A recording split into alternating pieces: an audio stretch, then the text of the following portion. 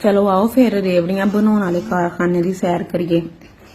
रेवड़ियां ਉਹੀ ਜਿਹੜੀਆਂ ਤੁਸੀਂ ਸਰਦੀਆਂ ਦੇ ਵਿੱਚ ਲਿਆ ਕੇ ਤੇ ਲੁਕ ਕੇ ਰਜ਼ਾਈ ਵਿੱਚ ਵੜ ਕੇ ਖਾਣੇ ਆ।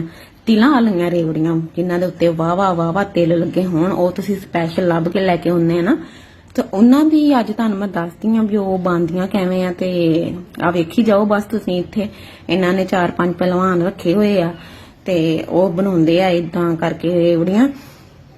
ਤੇ ਸਫਾਈ ਸੁਥਰਾਈ ਵਾਵਾ ਚੰਗੀ ਹੈ ਇੱਥੇ, ਤੇ ਬਹੁਤ ਅੱਛਾ ਇੰਤਜ਼ਾਮ ਹੈ ਸਫਾਈ ਸੁਥਰਾਈ ਦਾ।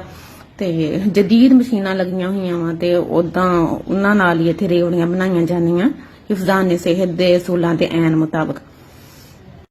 ਤੇ ਆ ਇਹਨੇ ਇੱਥੇ ਸ਼ੀਰਾ ਬਣਾ ਕੇ ਤੇ ਲੰਮਾ ਪਾ ਲਿਆ ਵਾ ਤੇ ਉਹਨੂੰ ਹੁਣ ਮਲੀ ਜਾਂਦਾ ਵਾ। ਗਚਕ ਜੀ ਬਣਾ ਲਈ ਆ ਇਹਨੇ ਇਹਦੀ।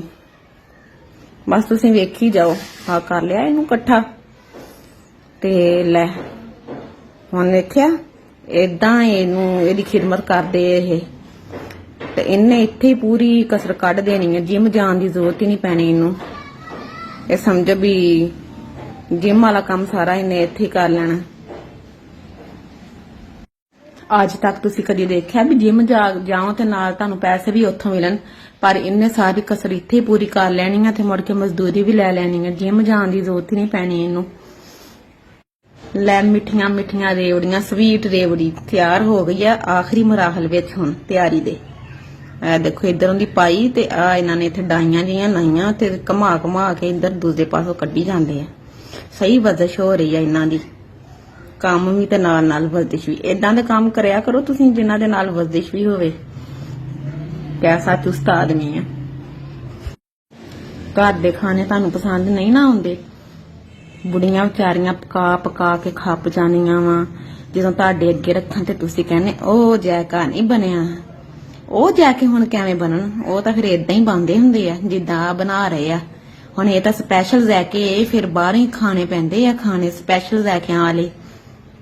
ਲੋ ਆ ਹੁਣ ਤੁਸੀਂ ਪਰੇਸ਼ਾਨ ਨਹੀਂ ਹੋਣਾ। ਉਹਨੇ ਚੁੱਲ੍ਹੇ ਤੇ ਰੱਖ ਦਿੱਤੀਆਂ ਰੇਵੜੀਆਂ ਤਿਆਰ ਕਰਕੇ ਤੇ ਹੁਣ ਜਿੰਨੇ ਪਿੱਛੇ ਜਰਾਸੀਮ ਲੱਗੇ ਸੀ ਨਾ ਸਾਰੇ ਪ੍ਰੋਸੈਸ 'ਚ ਉਹ ਸਾਰੇ ਜਰਾਸੀਮ ਮਰ ਗਏ ਆ। ਹੁਣ ਤੁਸੀਂ ਟੈਨਸ਼ਨ ਨਹੀਂ ਲੈਣੀ ਬਿਲਕੁਲ ਵੀ। ਲੋ ਆ ਲੋ ਤੇਲ ਲੱਗਣਾ ਸ਼ੁਰੂ ਹੋ ਗਿਆ ਇਹਨੂੰ।